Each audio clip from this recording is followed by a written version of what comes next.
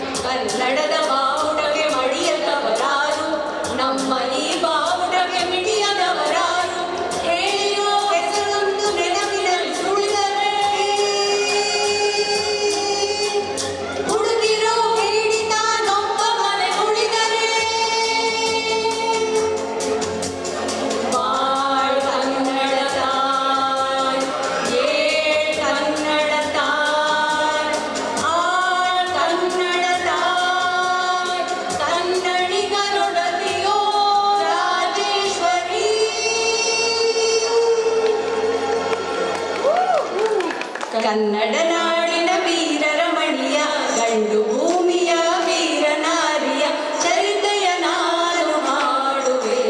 ಕನ್ನಡ ನಾಡಿನ ವೀರರ ಮಣಿಯ,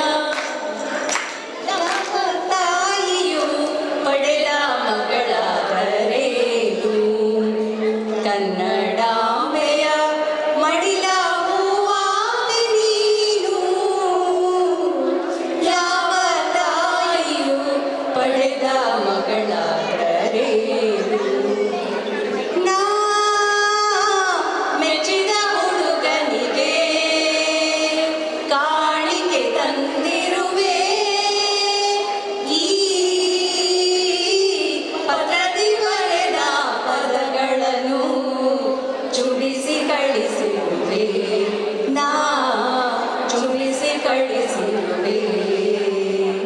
ವಸಂತ ಬರೆದ ನೋಲವಿನ ಓಲೆ, ಚಿಗುರಿದ ಎಲೆಯಲೆ ಮೇಲೆ, ಪಂಚಮದಲ್ಲಿ ಹಾಡಿತು ಕೋಗಿಲೆ, ಪ್ರೇಮಿಗೆ ಓರ್ವಳಿನಲ್ಲೇ, ಪ್ರೇಮಿಗೆ ಓರ್ವಳಿನಲ್ಲೇ. ಗೊತ್ತಾಯ್ತಾ ಏನು ಅಂತ? ಎರಡನೇ ಭಾಗದಲ್ಲಿ ವಿಶೇಷ ಏನಿತ್ತು ಗೊತ್ತಾಯ್ತಾ? 2 ವಿಶೇಷತೆ, ಒಂದಾದ್ರೂ ಗೊತ್ತಾಯ್ತಾ?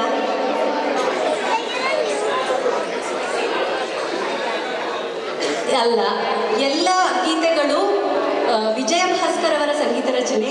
ಈ ವರ್ಷ ವಿಜಯ ಭಾಸ್ಕರ್ ಅವರ ಜನ್ಮಶತಮಾನೋತ್ಸವ, ಹಾಗಾಗಿ ಅವರಿಗೆ ನಾವು ಇದನ್ನು ಸಮರ್ಪಣೆ ಮಾಡ್ತಾ ಇದ್ದೀವಿ. ಇನ್ನೊಂದು ವಿಶೇಷತೆ ಏನಿತ್ತು ಅಂದರೆ ಅಂತ್ಯಾಕ್ಷರಿ ಇತ್ತು ಎಲ್ಲ ಹಾಡುಗಳಲ್ಲೂ. ಧನ್ಯವಾದ.